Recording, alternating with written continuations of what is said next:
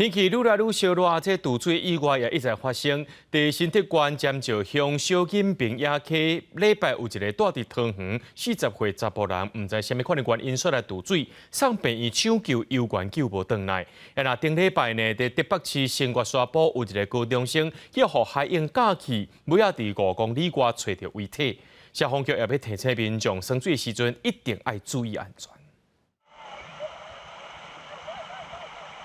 热天来到户外耍水，清凉的溪水耍落实在真爽快。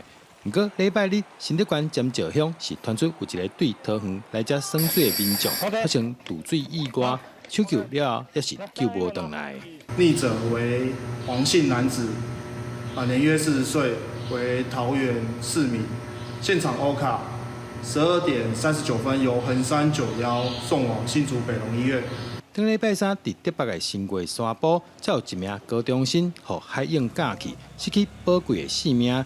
甚至一礼拜内发生2件堵水意外，消防局提醒民众，耍水时，若是边仔有人发生堵水意外，一定要去注意这几件代志。首先，在这个水域的部分可能会有救生圈，那我们就请同仁操作一下救生圈。那我们也是不要下水，把这个救生圈抛给溺者让他自己来做一个自救。那接下来我们可能周边会有一些竹竿或是长条状的物品，那我们也可以把它延伸来做一个施救。甚至我们周边如果有一些保特瓶，或者说是一些可以漂浮的桶子之类的，我们也可以来做一个利用。最近下晡时啊，山区常常拢会落西北雨，专家提醒民众。 安怎对溪水的变化来分辨顶流敢是当咧落大雨？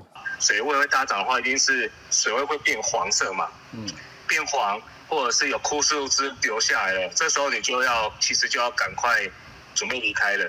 当你离开的时候，就是往高处爬啦。消防局提醒讲，耍水的所在加减拢有风险，提醒大家禁止的水域千万唔通去耍。 一定要踮合格、安全、有救生员的所在耍水，才当耍了欢喜、高放心。记者狄君豪，新竹报道。